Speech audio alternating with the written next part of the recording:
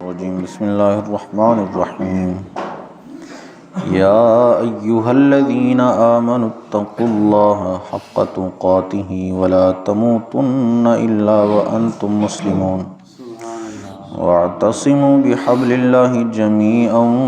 ولا تفرقوا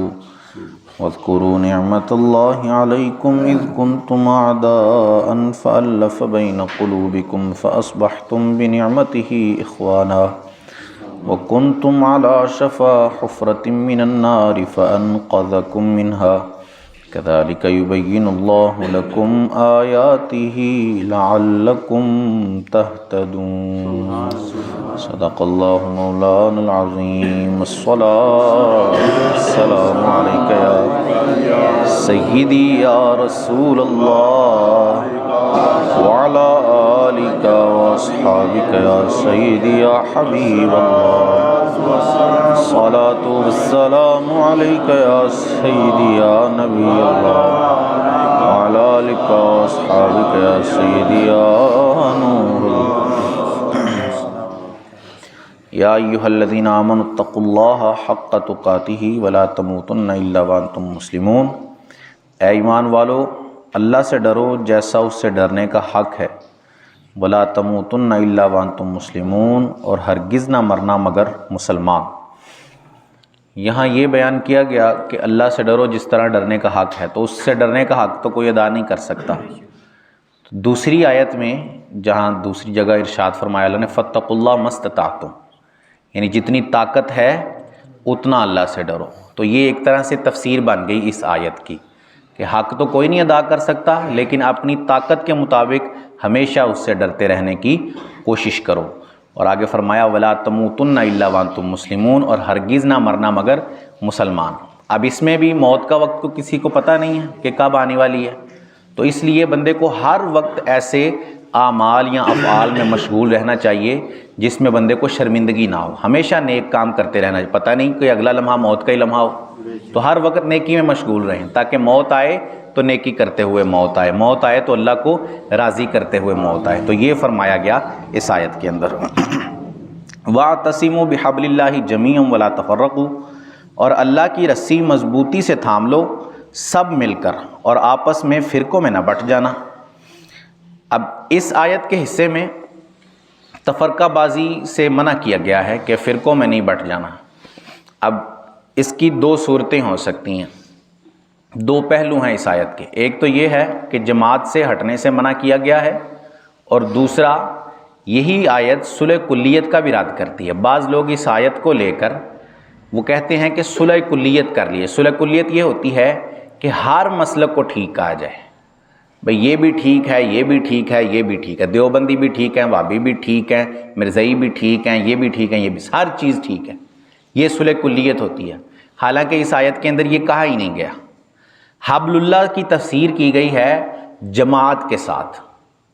جماعت کہتے ہیں کہ اکثر مسلمانوں کے اکثر لوگ جس جگہ جمع ہوں یا جس مسلک پر جمع ہوں وہ جماعت مسلمین ہے. یہ نہیں کہ چار بندے مل کر اپنا نام جماعت المسلمین رکھ لیں اور کہیں کہ قرآن مجید میں ہماری جو ہے وہ اتباع کرنے کا حکم دیا گیا. ایسا نہیں ہے، بلکہ اکثر لوگ جس مسلک پر جمع ہیں اس کو جماعت کہا جائے گا. اب اس جماعت سے ہٹنے والا جو ہوگا، اس ہٹنے والے کو کہا جائے گا کہ اس نے فرقہ بندی کی ہے. یہ نہیں کہا جائے گا یہ جو جماعت پر عمل کر رہے ہیں، یہ جو جماعت کے ساتھ چل رہے ہیں یہ فرقہ بندی کرنے والے ہیں، بلکہ اس جماعت کے موقف سے جو ہٹنے والا ہوگا وہ اصل میں فرقہ بندی کرنے والا ہے. اور اس کو سمجھایا جائے گا کہ اللہ کی رسی کو مضبوطی سے تھامو اور جماعت سے نہ ہٹو.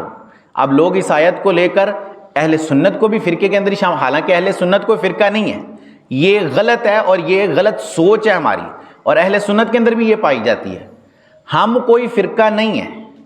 یہ ایک جماعت ہے. اہل سنت ایک جماعت ہے جس کا سرکار صلی اللہ علیہ وسلم کے زمانے سے لے کر صحابہ کے زمانے تک، پھر آگے چلتا چلتا ہم تک معاملہ پہنچا ہے. حضور نے فرمایا کہ وہ لوگ ہدایت پر ہیں جو میری اور میرے خلفائے راشدین مہدیین کی سنت پر قائم ہیں. صحابہ کے طریقے پر اور سرکار کے طریقے پر جو قائم ہیں وہ اصل جماعت ہے. اب یہ ایک جماعت چلتی آ رہی تھی، اس میں سے اب فرقے پھوٹنے شروع ہوئے. کئی خارجی نکل گئے، کہیں رافضی نکل گئے، معتزلہ نکل گئے، قدریہ نکل گئے، جبریہ نکل گئے، اور اب قریبی دور میں آ جائیں تو وہابی دیوبندی اس جماعت کے اندر سے نکل گئے۔ اب جو عقل مند ہے وہ ان فرقوں کو سمجھائے گا کہ جماعت سے نہ ہٹو بلکہ اللہ کی رسی کو مضبوطی کے ساتھ تھام لو۔ اب جو بیوقوف ہوگا وہ یہ کہے گا کہ اہل سنت کو کہ تم بھی ان لوگوں کی طرح چھوڑ کر اپنا ایک فرقہ قائم کر لو، حالانکہ ایسا کرنا جائز نہیں ہے، اس سے منع فرمایا گیا ہے۔ جو اصل ٹوٹ رہے ہیں فرقے ان کو سمجھنے کی حاجت ہے کہ ہمیں طریقہ کار کو جو صحابہ کے دور سے چلتا آ رہا ہے اس کو چھوڑنا نہیں چاہیے، بلکہ جماعت کے ساتھ مضبوط رہنا چاہیے جس کا اللہ عز و جل نے حکم ارشاد فرمایا ہے۔ وَاذْكُرُوا نِعْمَتَ اللَّهِ، اور اللہ کا احسان اپنے اوپر یاد کرو، اذ کنتم اعداء، جب تم دشمن تھے آپس میں، فالف بین قلوبکم، اس نے تمہارے دلوں میں ملاپ کر دیا، فاصبحتم بنعمتہ اخوانا، تو اس کے فضل سے تم آپس میں بھائی بھائی ہو گئے، وکنتم علی شفا حفرۃ من النار، اور تم ایک غار دوزخ کے کنارے پر تھے، فانقذکم منہا، تو اس نے تمہیں اس سے بچا لیا، کذالک یبین اللہ لکم آیاتہ لعلکم تہتدون، اللہ تم سے یوں ہی اپنی آیتیں بیان فرماتا ہے کہ کہیں تم ہدایت حاصل کر لو۔ اس میں نعمت سے مراد یہ ہے کہ سرکار کی آمد سے پہلے کفار کے اندر جنگیں ہوتی رہتی تھیں، بہت ساری جنگیں، حالانکہ یہاں تک کہ اوس و خزرج کی ایک جنگ 120 سال تک جاری رہی، اور رات دن قتل و غارت گری جو ہے وہ ہوتی رہتی ان قبیلوں کے درمیان، لیکن سرکار کی آمد ہوئی، اللہ کی نعمت ہوئی ان لوگوں پر، اور اللہ کی نعمت یہ ہوئی کہ سرکار تشریف لائے، اور سرکار کے ذریعے سے اللہ نے ان کے درمیان صلح کروا دی، محبت پیدا ہو گئی، ایسی محبت کہ وہ آپس میں بھائی بھائی ہو گئے،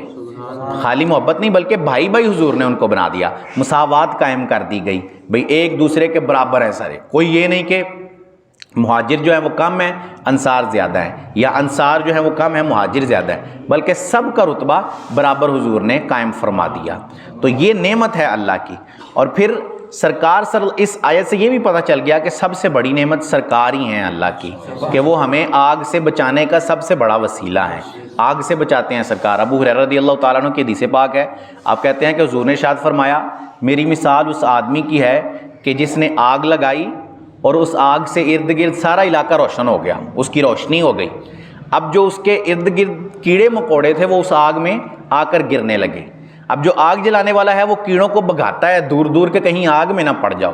تو سرکار نے فرمایا میری مثال ایسی ہے، میں وہ آگ لگانے والے کی طرح ہوں اور تم لوگ ان کیڑے مکوڑوں کی طرح ہو، میں تمہیں کمر پکڑ پکڑ کر جہنم سے دور کرتا ہوں کہ اس کے اندر نہ گر جانا، اس سے دور چلے جاؤ، جہنم سے بچ جاؤ، لیکن تم جان بوجھ کر جہنم میں گرتے ہو، تم جان بوجھ کر جہنم کی طرف آتے ہو۔ تو یہ سرکار کی نعمت ہے کہ حضور ہمیں جہنم سے بچاتے ہیں، حضور تو چاہتے ہیں کہ ہم جہنم سے نکل کر جنت کی طرف چلے جائیں، لیکن یہ ہمارے اعمال ہی ہیں کہ ہم جنت کی طرف جانا ہی نہیں چاہتے، ہم جہنم کی طرف جاتے ہیں، یہ ہمارے اعمال، لیکن حضور ہم پر اتنی کرم نوازی فرماتے ہیں کہ وہ ہمیں آگ سے بچانا چاہتے ہیں، اور یہی فرمایا کہ وَكُنْتُمْ عَلَى شَفَا حُفْرَةٍ مِّنَ النَّارِ، کہ تم آگ کے کنارے پر پہنچ گئے تھے، اتنی بدعمالیاں ہو گئی تھیں کہ آگ کے کنارے پر پہنچ گئے تھے، فَأَنْقَذَكُم مِّنْهَا، لیکن اللہ نے تمہیں اس سے بچا لیا، کہ اللہ نے تم پر احسان کیا، اپنا حبیب تم میں بھیج دیا تو اس کے ذریعے سے تمہیں آگ سے بچا لیا، اور اسی طرح اللہ اپنی آیتیں بیان کرتا ہے تاکہ تم